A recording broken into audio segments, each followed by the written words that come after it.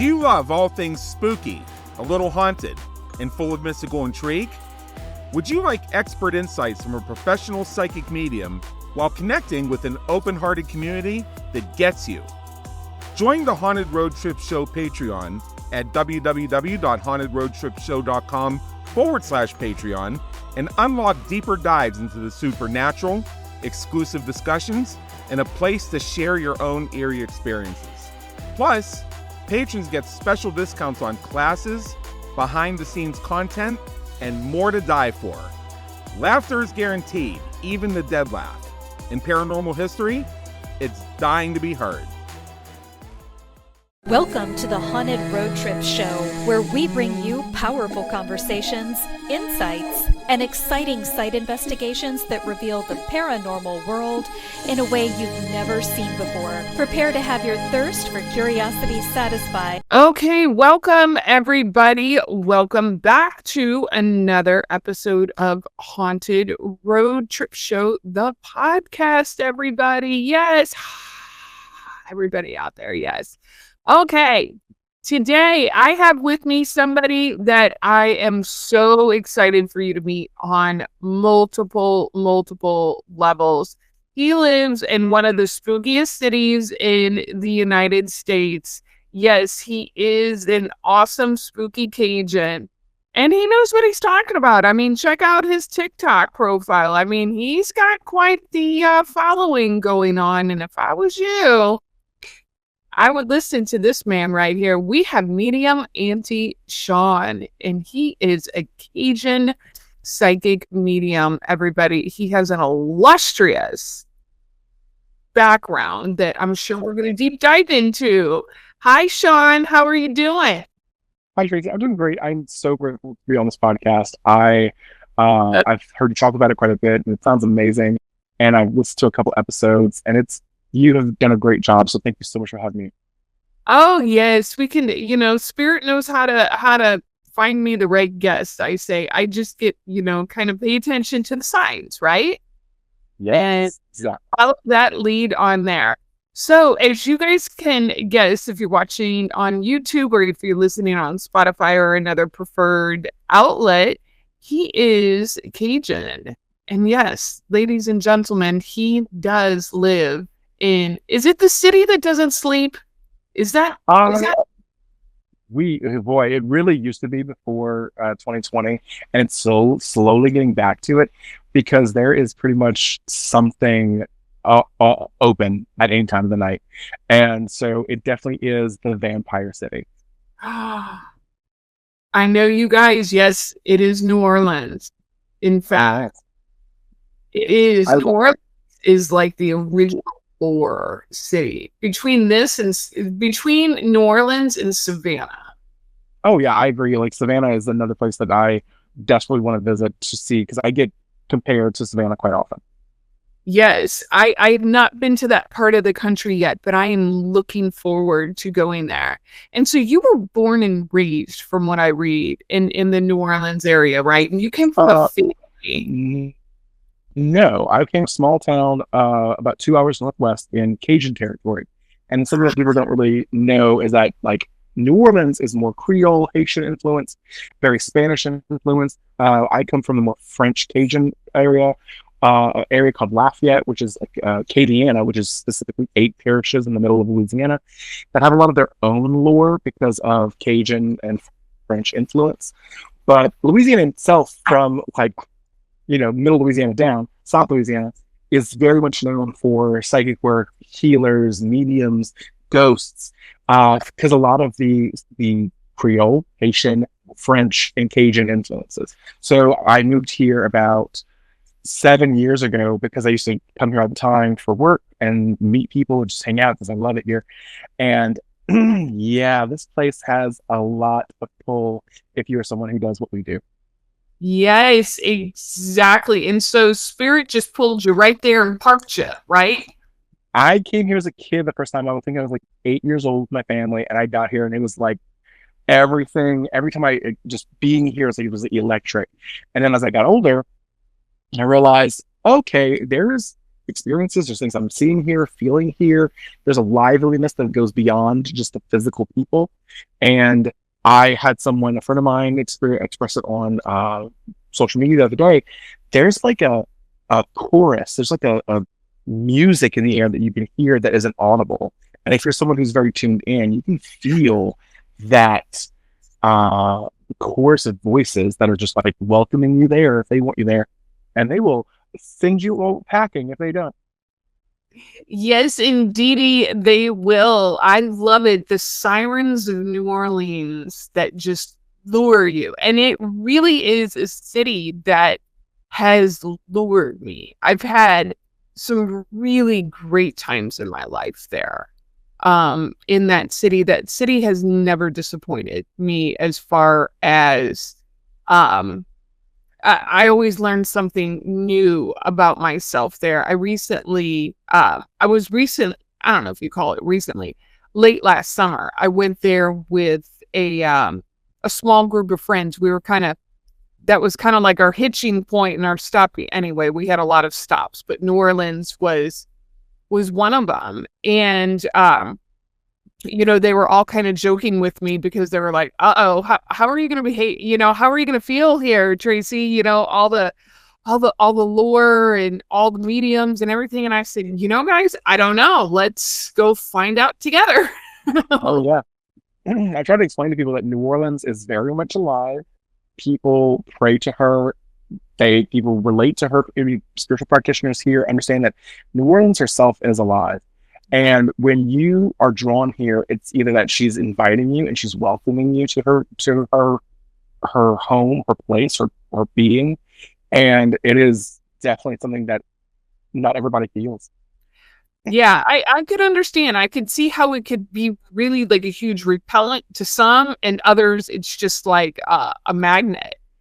And what I came out of that trip was those streets watch you. Oh yeah. You are never alone in that city. Never. That's one of the things about growing up in this area is you learn to, when your parents are like, watch out, your ancestors are watching you. Yeah. Yeah. There are a lot more than your ancestors in this city watching you. And it was, and for me, being a medium, it was really good training ground to practice my own psychic boundaries as well, is what I found. Because some of them spirits on those streets, they don't care.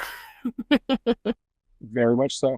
They don't care you're off duty. They want to talk. They want to chat. They want to get your attention. They want to all kinds of.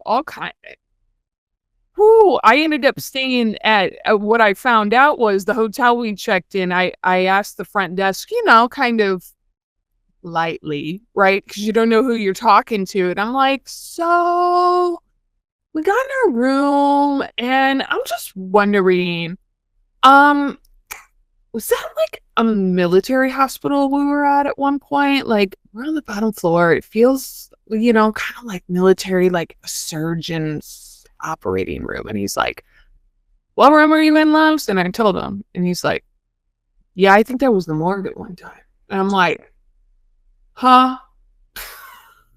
Oh yeah. And I was like, well, that explains a few things. And it got very interesting that evening, setting boundaries. I try to let people know that we, as South Louisiana people and New Orleans people, I mean, I'm not a native, but as someone who lives here and comes from very similar backgrounds, nobody's a stranger in part of the state. And so the same we are when we're alive, we're going to be when we're dead. Like, hey, Sha, how you doing? How's your mom and them? Like, very much, very relatable. And because of New Orleans' specifics in not being able to grow outside their boundaries because we're surrounded by marsh, we have to sort of use and scavenge the bones of the buildings before us to build new things. So a lot of new buildings and new, construction is built on the bones of really historic sites. And I've been through a lot of experiences because hurricanes and of the such. So there's a lot of history everywhere you go. And it's always just kind of being given a facelift. Yes. What are some of your favorite hauntings? Like your lures, your stories about you want to share with the audience? Honestly, like one of my favorite things is just walking the streets of New Orleans in the French Quarter because, excuse me, I love feeling like I'll go by some of the little alleyways and I'll feel someone watching me from them. Walking on the street, I'll feel like people are following me and I'll look behind me, there's nobody there. And as someone who's very paranoid about that because of trauma, I'm like, I hear footprints, I'm turning around and there's no one there. I enjoy that because it's like I'm always being kind of watched and protected so I don't get, in trouble or get hurt in any way. But there are a lot of places like what's her name? Madame Delphine, her house. So when we're on that corner and you're just standing there, you can feel a lot of death has happened there. Oh my God. Yes. And then when we go to, so like I visit some of the cemeteries on the outskirts of town that don't require tours. And while I've normally found graveyards and cemeteries to be quite quiet, some of the tour graveyards here are very loud because of the fact that there's a lot of unsettled bodies there. We get hurricanes that come up and sometimes coffins will come out of the ground and whatnot. And so there's a lot of this just stagnancy, like we want this fixed, like we need to go back to rest. And while I don't believe that they're necessarily mad, they're like, hey, excuse me, can you just fix this? It's the fact that it's just kind of everywhere.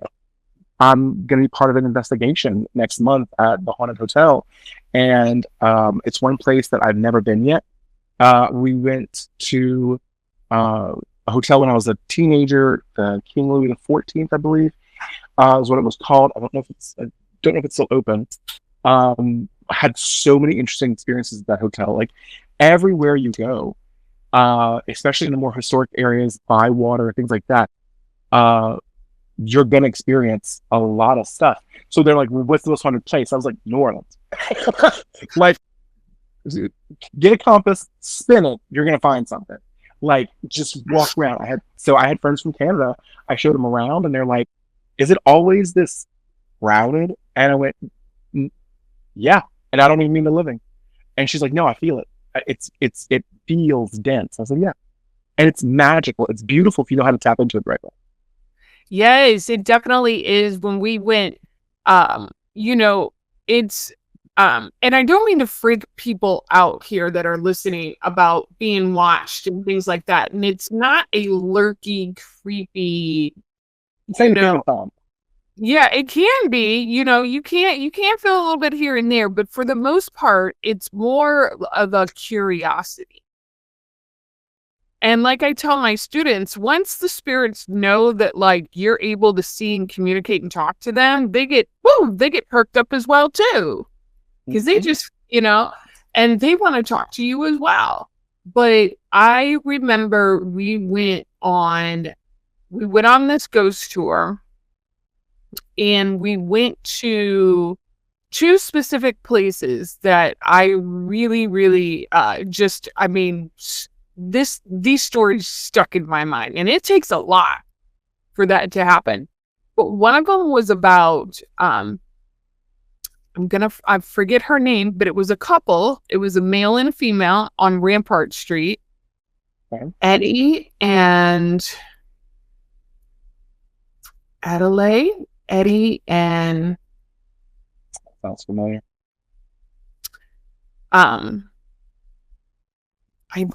Their names, I see them so clearly in my face, in my memory. But they were a couple, and this was shortly before Hurricane Katrina. And Eddie had a lot of PTSD, CPTSD.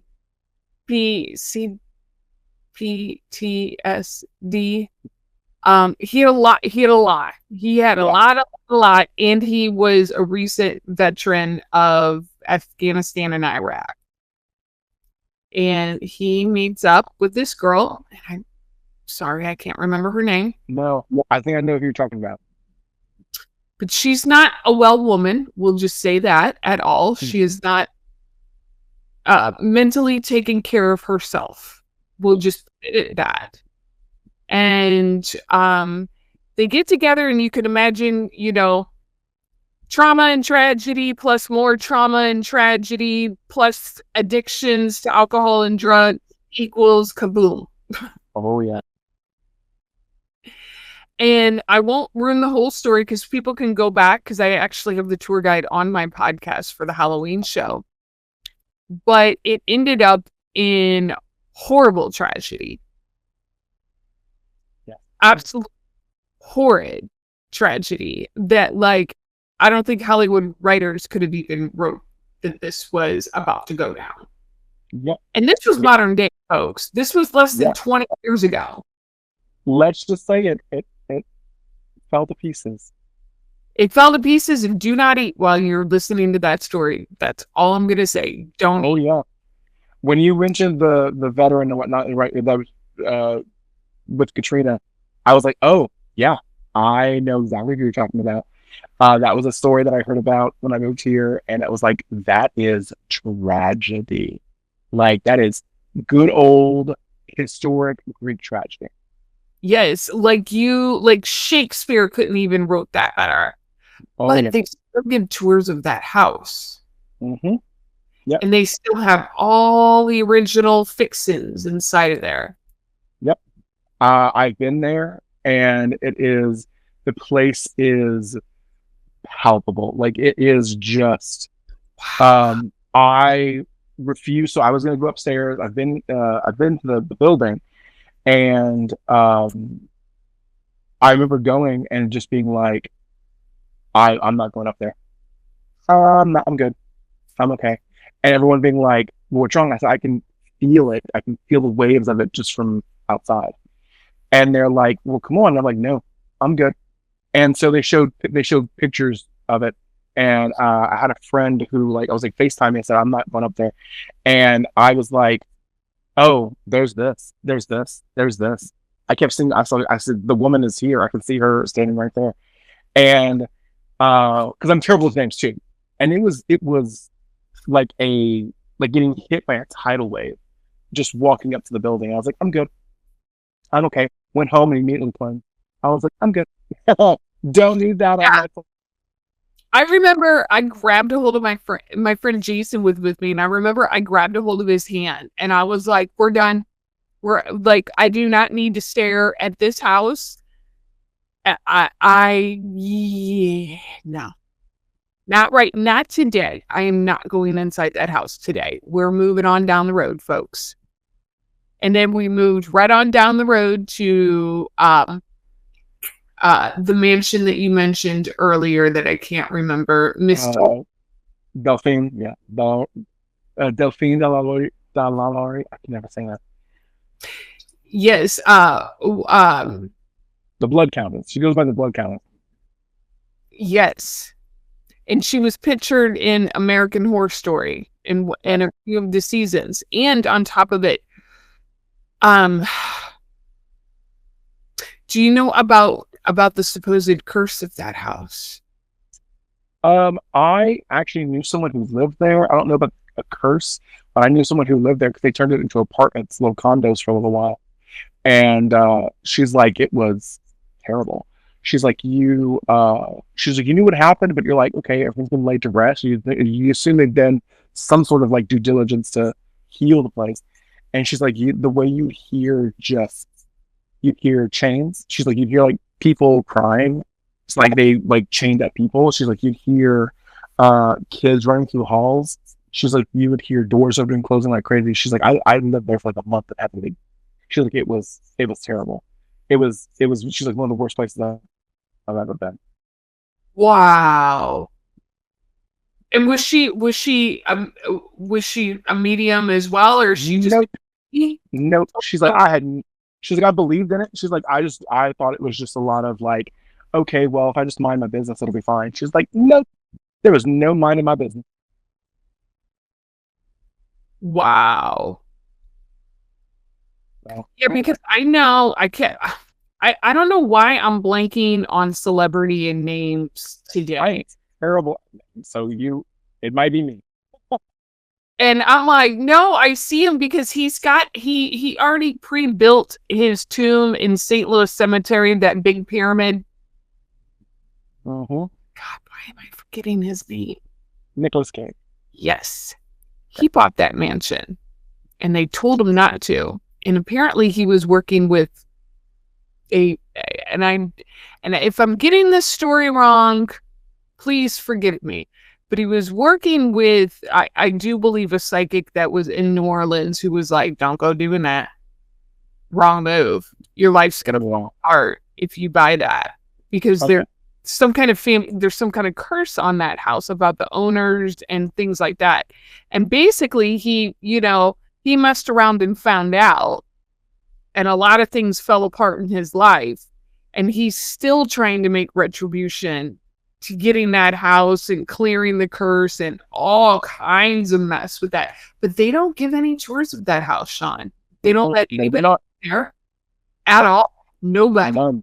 It's on tours outside, but no one's allowed inside at all. The thing about it is like, you have to remember that was a woman who enslaved a lot of people, and she unalived them. I don't know what's allowed to be said. To security guideline, she unalived people, several of them, all people of color, all Black people, African enslaved people, and she used them not only as enslaved people, but she used their blood for things. Again, I don't know what community guidelines we have here, but she said we're not gonna get like cut off our live like on TikTok. Oh, I know, but I'm just like, I know this is gonna get posted places, so I'm trying to be very just asked for questions. Like, but she would use like the blood of enslaved women as a face regime. Like she realized that it would tighten up her skin. And so like the way we see her in American Horror Story is very similar. It was obviously very dramatized, obviously, but it was very similar to how she was. And so I know her daughters did pass, but she had an attic like full of enslaved people. And so the house caught on fire, a lot of people died. And so she did that to sort of get away. And so the people here in New Orleans, the Haitian, the African people, they are very steeped in a lot of belief systems, which a lot of Cajuns and a lot of people always have too. We're in witchcraft, voodoo, like, which are all just practices, and none of them are bad, but they have belief systems. And these are people that were horribly treated, and their families were like, absolutely not. Anyone who owns that property, who's benefiting off of the deaths of these people, are going to suffer. And that's going to create a curse. It's going to create this very ancestral curse until all of those enslaved people have their deaths been made right, which there's really no way to do that, because you can't bring them back. You can't change what happened to them. And so anyone who benefits off that property, it's going to be terrible. And so that's why we see that. And in my opinion, right. But, I certainly would not. I could be a billionaire and be like, you want to buy this? No, I will donate it back to the community. Have a good day. Who like this? Donated to the community. Like, I don't know what I would do with it, but if someone gifted it to me, I'd be like, I'm good. I don't accept gifts like that. I'm good.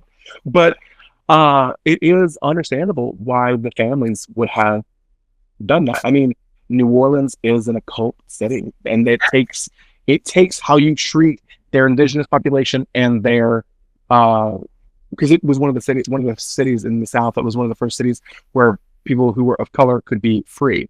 And so they take how they were treated very, very seriously. And so, rightly so. So, I'm not gonna be petty, but If you had, how about this? If you had the opportunity to go on a tour of it inside, would you? Absolutely not. That is not a place where anyone should be. That's not a place. That is a grave. That is a grave where tens of people, like 80 enslaved people died. That is a grave. That is a mass tomb, and it should be left to either the families of loved ones who died there, or it should be left alone and just boarded up or torn down. to be honest. Like, it's one of those places where it is the building needs to be left the monument to the horrid things that happen to people of color in this world. Wow. Yeah, because I don't think I would step inside there at all either. Like I don't think there's anything in there for me. Like No. that I'm okay. As a psychic, I did not need to be inside that house to know that there was a lot of horrible things happened. I'm good. Every time I've had to pass it, I hold solace in my heart, and I just have this, I'm very sorry what happened, y'all. I hope y'all like peace. I hope y'all find peace. I'm very sorry. And I just mosey on my way. I do not just hang out at that corner neither. No, there was a lot going on at that corner. The vampire house, that house, all kinds of stuff. I'm like, what? I don't like, and there's like what I came to the conclusion of after I left New Orleans is I adore New Orleans for many, many reasons. The people, the food, the culture, the atmosphere. But I don't think I'd get a wink of sleep if I had to be there. It would be really hard for me to sleep there. I get when people say that. I find it very relaxing. There's something about I'm a city boy though. I love being in the city. So like all the noise, both spiritual and otherwise, I love that feeling of just connectedness. It all kind of becomes white noise. But I've had a lot of people come and they're like, I just was restless the whole time. Yeah, I know. And plus, I would be probably too excited to get to the next place to investigate or to do something. Yeah, I wouldn't have a place to kind of calm my nervous system down. Plus, being bloated. Dude. Oh, and I mean, it was constant in food. It was temptation was abound, like everywhere in that city. But I mean, that is in. I tell people if that's what you want some interesting paranormal experiences, go to that city. Oh yeah, go roaming around and just sit and feel for a little while. And trust me, it's not that hard to get touched by the spirit in New Orleans. And the thing about it is like Louisiana in general has a lot of that history where I'm from in Lafayette. We have a lot of surrounding small towns and little villages where there's a lot of homes that have become abandoned and things of the such due to poverty. And because Louisiana is quite an impoverished state. When you go through some of these towns and you go through these little areas, you will find like small family cemetery plots at the edge of a property. And I had a friend who was like, I don't believe you're a medium. This was like back in, I was 19, 20. And he's like, I don't really believe that you sense spirits. He's like, I understand, but I want to test you. I was like, okay, that's fine. So he drove me out to the middle of nowhere in BFE Boondocks, Cajun territory. And he's like, okay, tell me what you get. I said, there's a graveyard about 50 feet from us. And he's like, what? I said, yeah, it's a small family plot. Are you on the edge? We're on the edge of a farm, correct? There's like what, 6 plots? And he's like, how do you know that? I said, I also think that you're related to them. I said, so there's something about where they feel familiar to, like they're used to seeing you. And he's like, I come by here like every month just to check up on it. And I'm like, I know. He's like, they're used to seeing you. And he's like, I said, they feel like they're very close. I said, is there a fence line right here that I can't see? Because it was 1 o'clock in the morning. And he's like, yeah. He turns a car and as the lights turn to the fence, you can see the headstones. Wow. Excuse me. And he's like, that was incredible. I was like, want to do it again? I was like, what? And so, but that's Louisiana, like, because here, so much of our tradition and way of life is steeped in spirituality. Our charter, one of our constitutions, includes that if you are a traiteur or a priest or a healer of some sort, you have the right to lay hands as a healer. And because so many of our past comes from traiteurs and healers. And so, and it's one of the beautiful things that's in our Louisiana charter. And so Cajun territory, where my mom's family from, where my Cajun ancestry from, has a lot of above ground cemeteries because we can't bury people in the ground like everybody else does. And there's a lot of haunted places throughout that. My mom's house that she grew up in, she's like, Sean, you'd fix yourself breakfast and your cereal bowl would just slide across the table. And she's like, you'd be like, okay, give me my bowl back, and you just grab it. And she's like, it was nothing. It was nothing. She's like, we've held seance. She's like, I had friends over when I was like 13, 14. We were just playing around. And we just said, okay, you turn lights off, light some candles. All right, so we're trying to reach our ancestors. And all of a sudden, everything on the table would just start shaking. And she's like, it was normal. And I was like, okay, thanks. And so that's why, growing up in this and where I am today after 23 years of actively going after this, it was, you realize that like the dead they hear shot. They're like little busy bees around us. They are. They definitely are, depending on your boundaries. I think that's a cool place that your mom was able to grow up at and acclimate to spirit and not get freaked out about it, and able to acclimate you to that. And she said one time she had to go to the bathroom and she was like 6 or 7 and she couldn't reach the light switch, and she felt a hand grab her hand and pull it up to the light switch where she was like on her tippy toes. Like I felt being like I was being lifted, and she's like, and it just turns it on and the light turns on, and she's like, I could feel the hand on my hand the whole time. Light turns on and there was nobody there. And she was like, I was like, okay, thanks, Papa. And she went to bed. She's like, she went me back in bed. And she's like, after that happened once or twice, she's like, okay. And she's like, it was never bad. She's like, we knew it was our loved ones. And so the house I lived in was haunted as crazy. Haunted as hell. And you were just like, whatever, it's cool. At least nobody will break in. The ghosts will scare them. Well, yeah, that's fair. We had a lot of crazy stuff that did happen. Like we had my mom was 8 months pregnant for me, and the dishwasher stopped working, the fridge went out, the lawnmower went out, the microwave blew. She went to the doctor for stress. The doctor was like, you don't need me, you need a priest. Your house is haunted, something's going on. And she's like, okay. And so after I was born, she's like, we would experience a lot of stuff. Our house would always warp. The foundation would warp like crazy. We always had, you could fix something at 100 times and it would just break for no reason. You would see a man standing in the hallway, just like sitting in this little wingback chair, and you would see it like a just straight up figure of head and shoulders on the chair. Because there was a big bay window in the hallway that had a street light outside, and you'd see the hallway, and you would just see this deep dark shadow, very defined, sitting in that chair. And all the stories I could tell of that house alone were incredible. And in the house I grew up in, after we moved out, my parents were divorced. I lived out in the country of outside of Lafayette, and I had experiences there, and it just everywhere. I haven't experienced it as much in northern Louisiana, but it's South Louisiana down. Everywhere I've gone, you can feel the presence of people, and I love that so much. So you, like a lot of other mediums and psychics, have grown up in haunted houses of some such at some point. It's like it's a magnet for it. It's like a rite of passage. You know what? It kind of is. It's like, and how many haunted houses did you live in before you figured it out? It was you.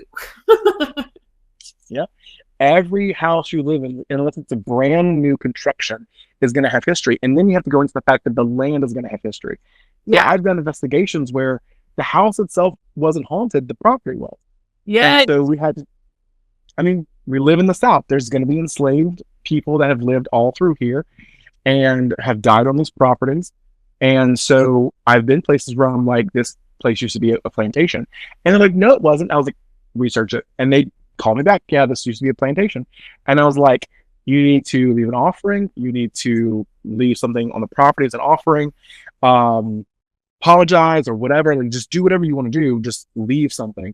And a lot of times you'll find people will leave like a billfold with some money, some food, and like a medal to the patron saint of slaves. And they'll just sort of like, or they'll do something that feels right for their tradition. But you'll see a lot of times people will leave money because they were unpaid, obviously. And so they will pay them and like as thanks for having tended that property. And that's a thing you'll see a lot in the South here. Oh yeah, you see that along in here in Texas as well. We have pioneer cemeteries that have a lot of people who were either free enslaved people or enslaved people.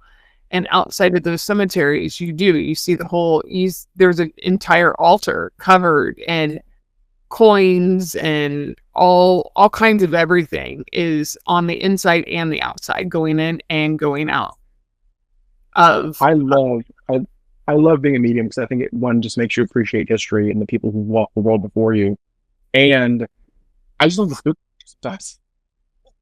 I love that, like, we're never a dull lot. We definitely are not a dull lot. And like, we can always tune into spirit, and like, we're always loving the taboo is what I've always noticed with all of us. We all love taboo of some kind. And it's like, so what? It's 9:00 at night. Let's go check out that cemetery. Whatever. Like, Yes. trust me, it ain't the dead we got to worry about. And that's another thing. A lot of people, I'm like, it ain't the dead you got to worry about this life. Like, Wow. I've yet to channel anybody who says I died because a spirit cursed me and killed me. Like, nah. Yeah. It's the living. No, there was probably a lot of other things going on during that on there. So, do you want to play a game? You want to play a game? Yes, please. I love games. Okay. We have to do this through the magic. We're gonna play Book It or Book It, where we are going to go to my favorite Instagram account called Cheap Old Houses, where yes. I love that so much. Yes. So if you are, if you love to spy on things, and if you love to like look at cheap old houses and go inside and look at them and just kind of go, who are you? What you doing here? As long as it's vacant, well, of the living, I'm good with it. It is. All right. We are in Logan's Point, Indiana. And for everybody that's kind of listening, or for those who aren't watching, and you can watch this on YouTube, so you can go to YouTube and check out these listings. It says, how is this a thing, in the comment section? Listed by Bailey Record of Modern Real Estate. This remarkable property was built in 1876 and is awaiting new owners to restore it to its former beauty. According to a online article, this property was on the list of outstanding potential nominees for National Register status. I don't know if it goes on to talk about anything of it inside. It's stained glass windows. It doesn't really talk about the history, but you guys can go and dig it up. I'm sure you can. So for those who are listening, we are looking at a traditional iron picket fence around a 2-story, very large brick with multiple porches and looks like square bay windows. And we're looking at it from a corner. So it doesn't look like it's been taken care of, Sean. Mm-mm. Yeah. No, it does. I mean, just from the outset of it, you don't need psychic eyes to see this, but you can definitely see people waving you in to come into the property. So let's go. Let's see what photos they have. Okay. I'm immediately enthralled by this house. Like, I find it very immediately very well. It does, because it's like in this corner or at the top right window, I just kind of get this image of like young people. Come in.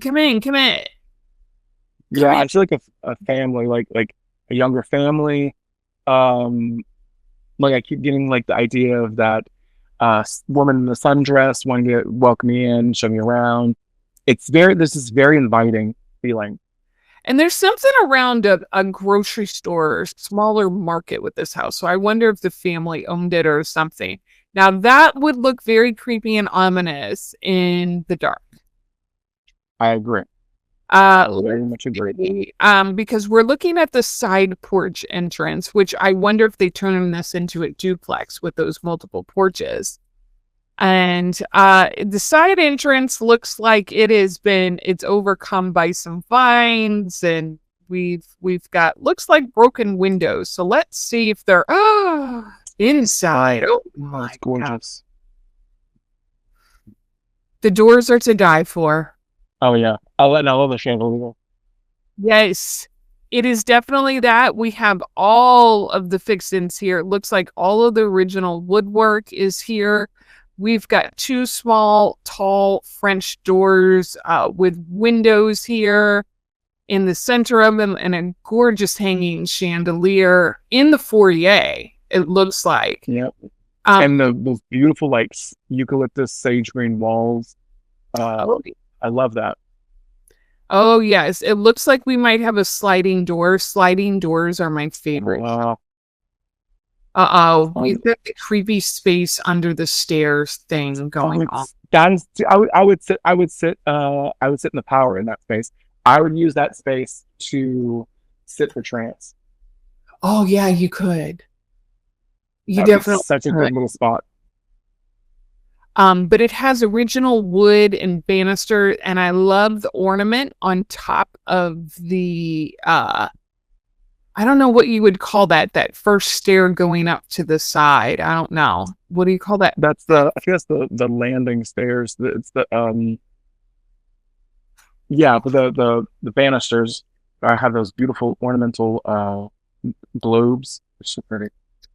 I feel like a multi-generational family lived here. Like, I feel like there is a lot of people living here all at one time.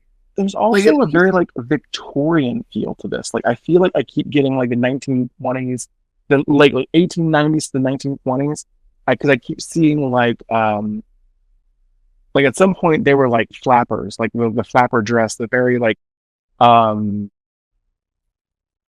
can see, like, 1920s. I can definitely see that. There's let me see, did I skip a photo? No. Oh yeah, that looks like a little apartment somebody could have lived in. Somebody needs to pick lines up, but and it has fireplaces, which I just adore in every single.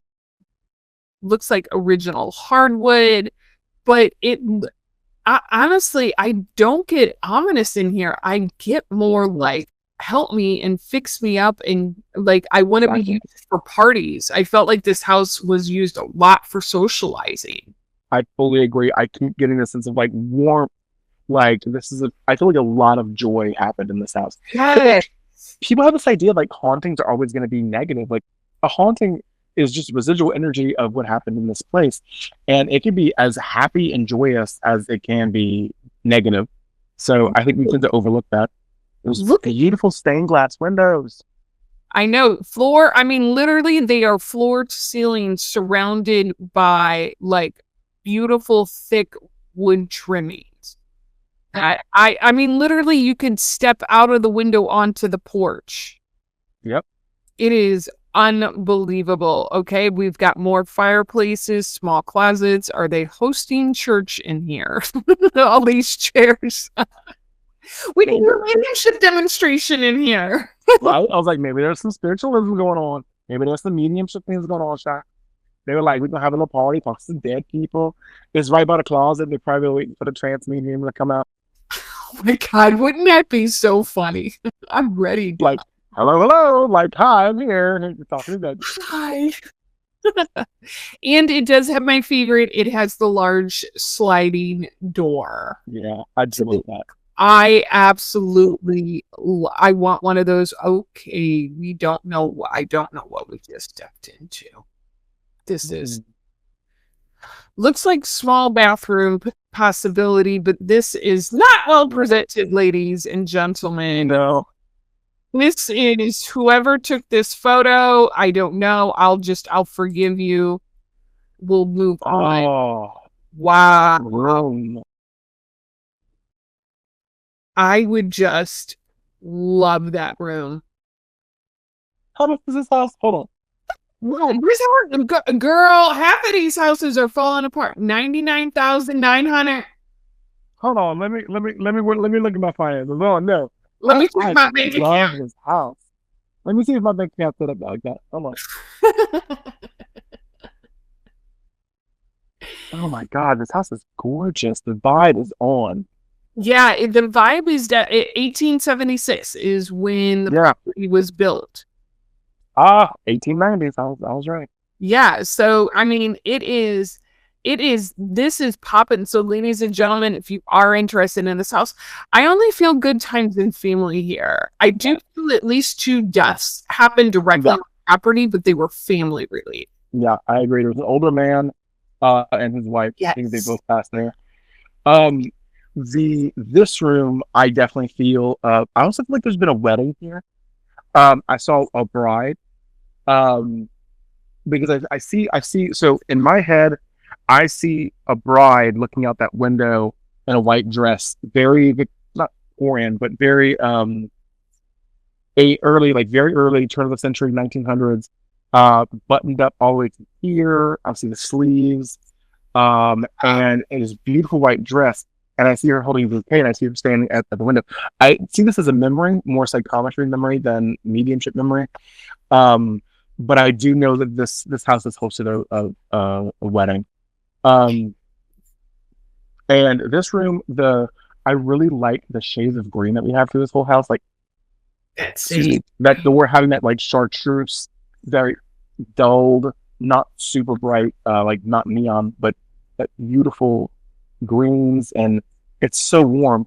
And the fact that those chandelier figures are still hanging there is phenomenal. I know. I would just want to grab those down. So my question to you, Sean, is: are we going to book it? Are we going to book it out of there? Oh, Michelle, I'm already calling my real estate agent to buy it. I'm like, book it? What do you mean? No, I want to buy it. Like, hello, Indiana. Hello, Indiana. All right. I'd want to go there. I'd want to investigate that, and I'd love to visit that place. Oh my God. Okay. Do you wanna look at one more? Girl, I'm here for the trip. What we doing? I love this. What you got? Okay, here we go. I found this one. Okay.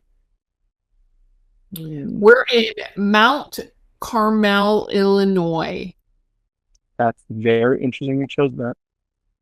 And I was like, wow, I don't know what you are, but I want to look at you, because this is literally like it's literally a 4-story brick building, but it's built in the shape of kind of like a hat that you would see almost in general or something wearing from like the 1700s. That's the shape. I don't know how to describe it.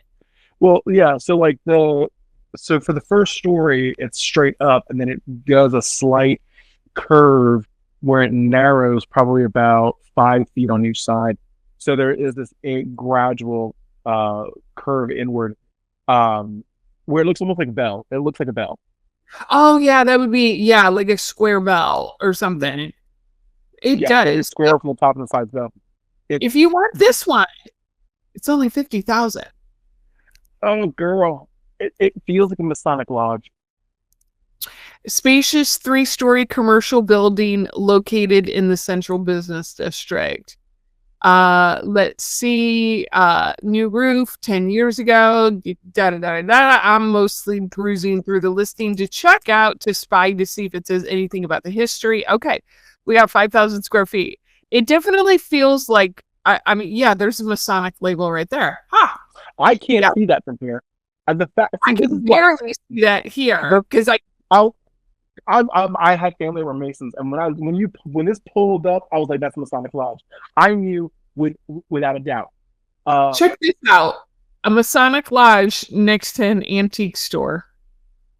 that was very common, because they actually the Masons were pretty good. Like they helped take care of families after a Mason died, so they often would have things like that.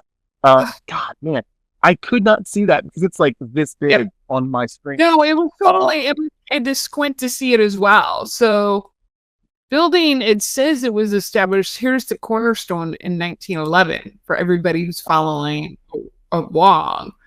And yeah, exactly. It was a testament to the Masons, to the Masonic work. Like the fact that they had that curve in it and everything, it was so well done. Like that's what they were known for being Masons, literal Masons, stone Masons. Oh yes, I love to look into the, Knights of Templar and how they became the Masonaries and like Treasure and Oak Island and all of that kind of stuff. But this almost looks like a bowling alley. I know it does.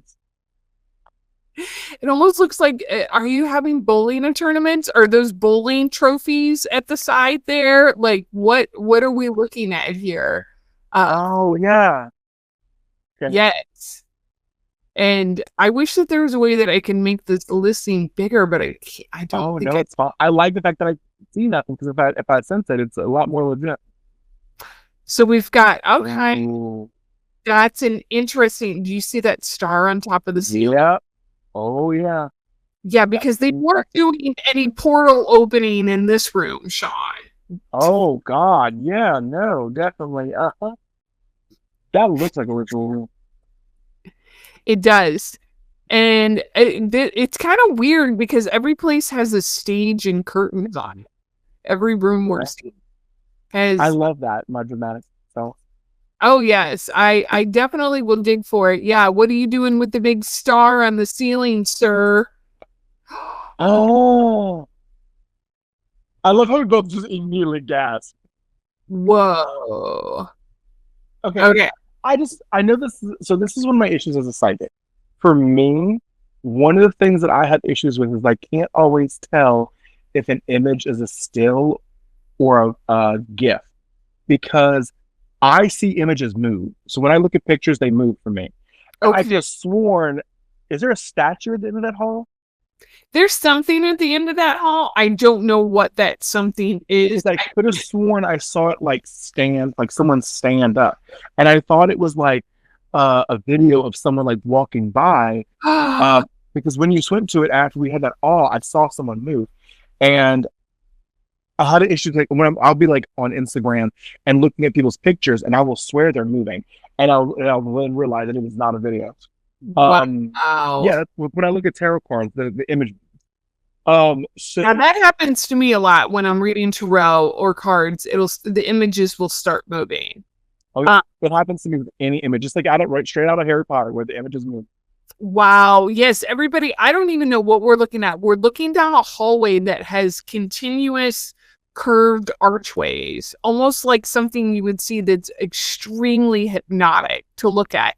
And like, I might be jumping to conclusions, but this looks like straight up like hidden passageways. No, it definitely looks like some sort of entrance towards like a temple or something.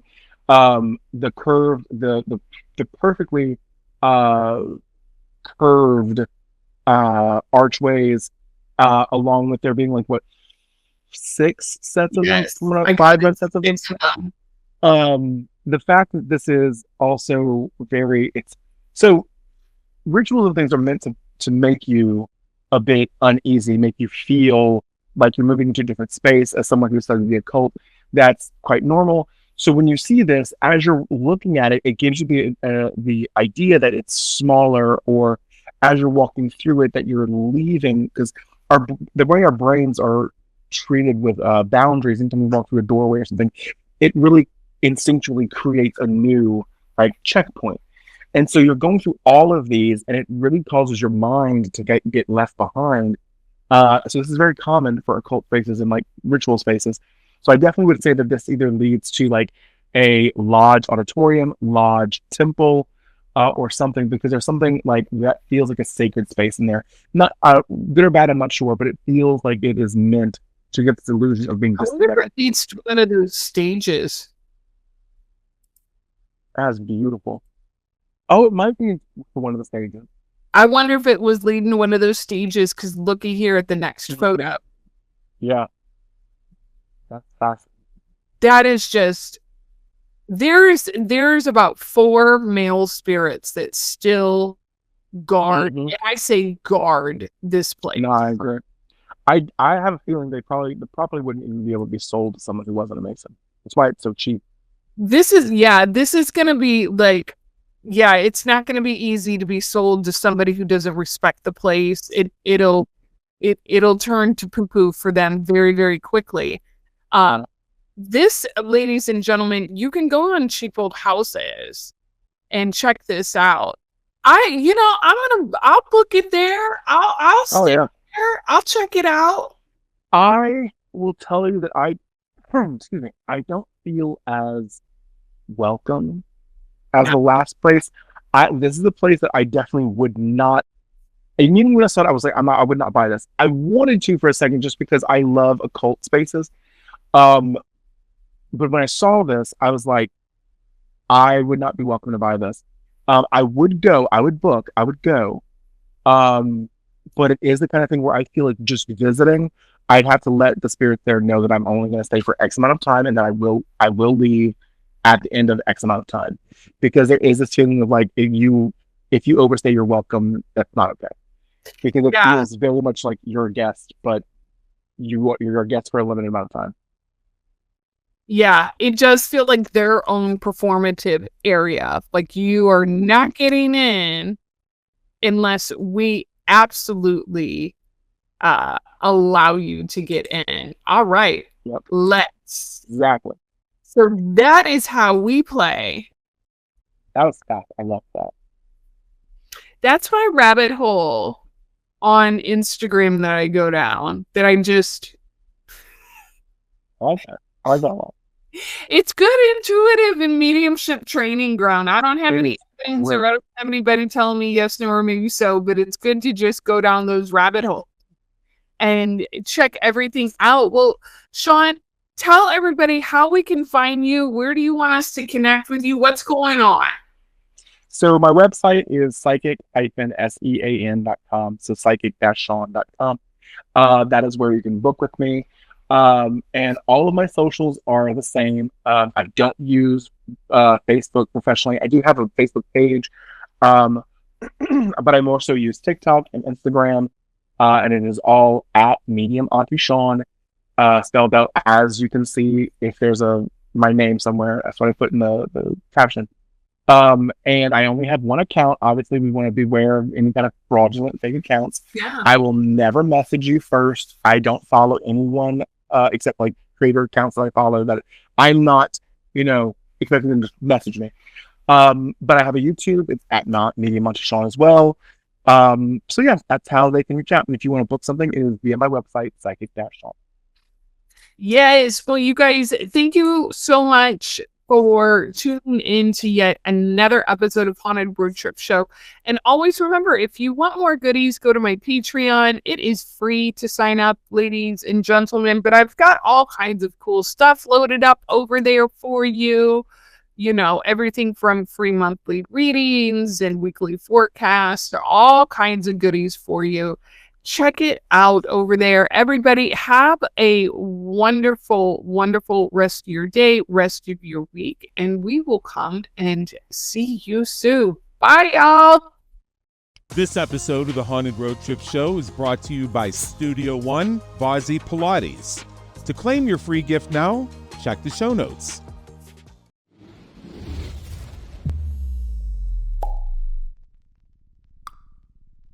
Remember to visit our website at hauntedroadtripsshow.com and enjoy even more great episodes like this one. We look forward to seeing you next time, and remember, paranormal history is dying to be heard.